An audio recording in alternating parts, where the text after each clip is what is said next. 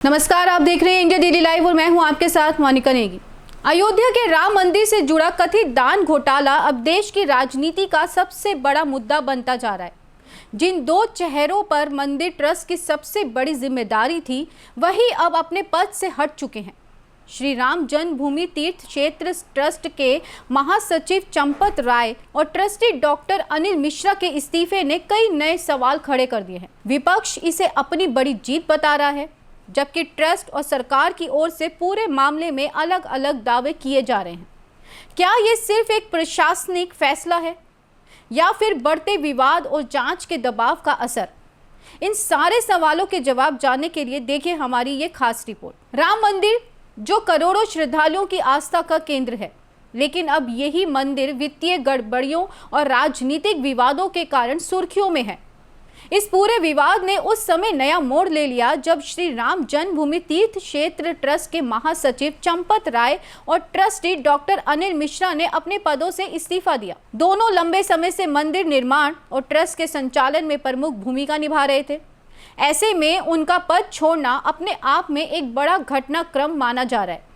विवाद की शुरुआत मंदिर में मिलने वाले दान और उनके प्रबंधन को लेकर लगे आरोपों से हुई। आरोप ये लगाए गए कि दान की राशि के रख रखाव और लेखा जोखा में गंभीर लापरवाहियां हुई हैं। विपक्षी दलों ने दावा किया कि करोड़ों रुपए के लेन देन में पारदर्शिता नहीं बरती गई और पूरे मामले की निष्पक्ष जांच होनी चाहिए। हालांकि ट्रस्ट की ओर से समय समय पर इन आरोपों को खारिज किया गया और कहा गया कि मंदिर का पूरा वित्तीय प्रबंधन निर्धारित प्रक्रिया और ऑडिट व्यवस्था के तहत संचालित होता है। इस बीच जांच एजेंसियों की कार्रवाई भी चर्चा का विषय बनी। कथित चोरी और वित्तीय गड़बड़ियों से जुड़े मामलों में कई लोगों की गिरफ्तारी की खबरें भी सामने आई।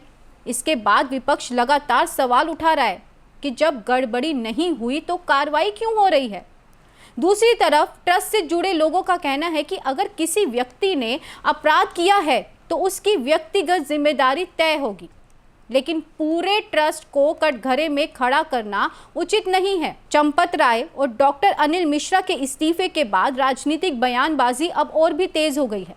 विपक्ष का कहना है कि लगातार उठ रहे सवालों और जांच के दबाव के कारण ये इस्तीफा हुआ है, और वहीं विपक्षी नेताओं ने इसे अपनी मांगों की जीत बताते हुए कहा कि अब पूरे मामले की निष्पक्ष जांच कराई जानी चाहिए और दोषियों के खिलाफ सख्त कार्रवाई होनी चाहिए।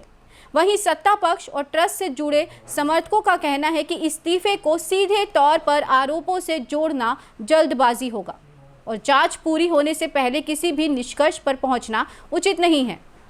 ये मामला अब केवल मंदिर तक सीमित नहीं रह गया। उत्तर प्रदेश की राजनीति में भी इसकी गूंज सुनाई देने लगी है।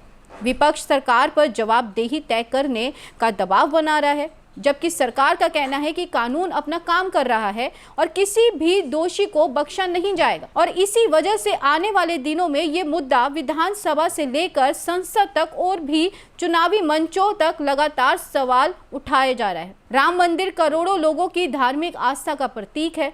ऐसे में इससे जुड़ा कोई भी विवाद केवल कानूनी या राजनीतिक मामले में नहीं बताया जा सकता। विवाद केवल कानूनी या राजनीतिक मामला नहीं रह जाता, बल्कि समाज के व्यापक वर्ग को प्रभावित करता है। विशेषज्ञ मानते हैं कि ऐसे मामलों में पारदर्शिता, जवाबदेही और निष्पक्ष जांच सबसे महत्वपूर्ण होती है, ताकि लोगों का विश्वास बना रहे। अब सभी की नजरें इस बात पर है कि आगे जांच किस दिशा में बढ़ती है। क्या इस्तीफों के बाद ट्रस्ट में नए बदलाव होंगे?